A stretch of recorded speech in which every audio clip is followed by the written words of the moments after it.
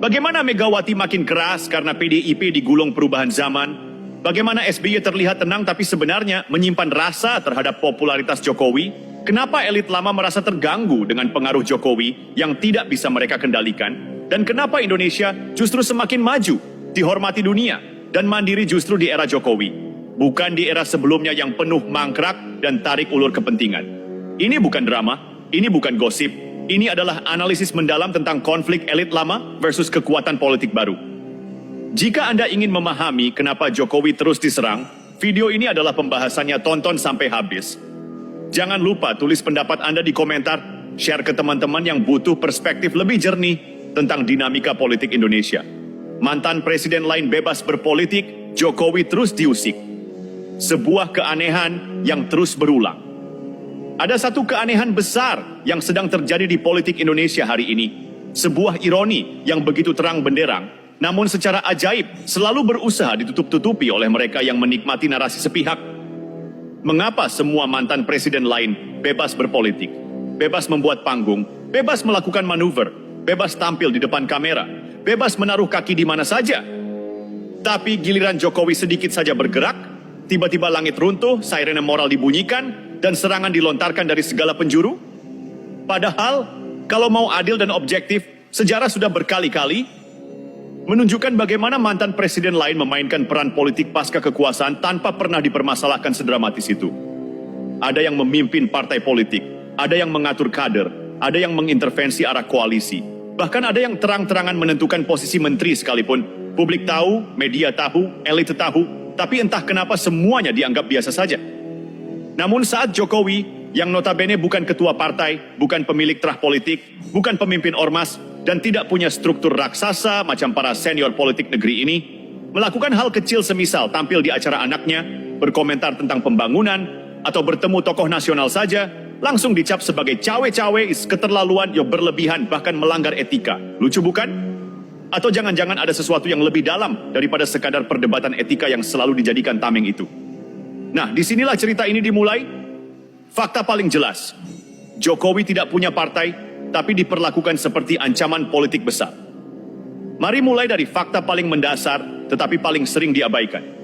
Jokowi bukan ketua umum partai Jokowi, bahkan bukan kader yang memimpin struktur apapun, ia hanya anggota biasa.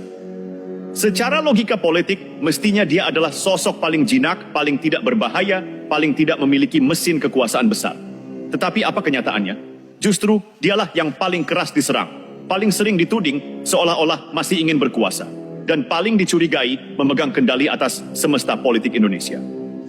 Padahal kalau kita jujur, bukankah selama ia menjabat 10 tahun, Jokowi justru dikenal sebagai presiden yang tidak membangun dinasti partai, tidak membuat kerajaan politik, tidak menancapkan kuku ke struktur parpol manapun?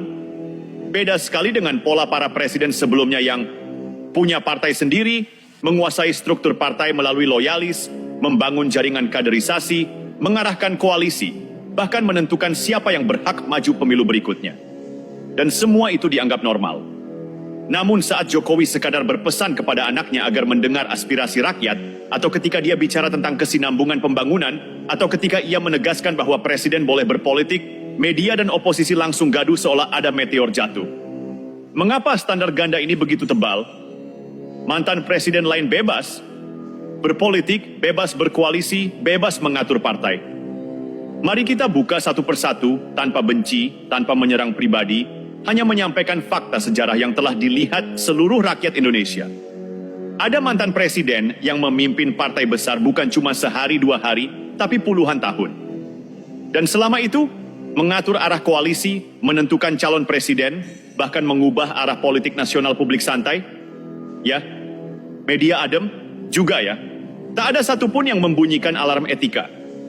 Ada mantan presiden yang setelah lengser masih mengontrol partai secara de facto, menggantikan ketua umum kapanpun ia mau, mengendalikan kongres dan menentukan siapa yang duduk di Senayan. Apakah ada yang bilang cawe-cawe? Tidak. Ada mantan presiden yang terang-terangan ikut berkampanye untuk partainya, berpidato, mobilisasi massa, bahkan menyindir presiden yang sedang berkuasa. Apakah itu jadi masalah? Tidak. Semua dianggap wajar. Ada mantan presiden yang masih melakukan manuver ekonomi, politik, dan diplomasi internasional untuk memperkuat posisi kelompoknya. dan publik menganggap itu bagian dari legacy. Tapi Jokowi, dia bicara sedikit saja, langsung dituduh intervensi, memperpanjang kekuasaan, mencampuri urusan presiden baru, atau bahkan mengatur hukum. Lucu bukan? Inilah bagian yang sering tidak berani disampaikan secara terbuka. Jokowi adalah presiden yang lahir bukan dari terah politik, bukan dari dinasti lama, dan bukan dari lingkaran kekuasaan masa lalu. Ia muncul sebagai fenomena politik baru, memiliki karakteristik populis, teknokratis, dan dekat dengan akar rumput. Dan di titik itulah para elit lama mulai kehilangan keseimbangan. Mengapa? Karena Jokowi mencabut privilege mereka.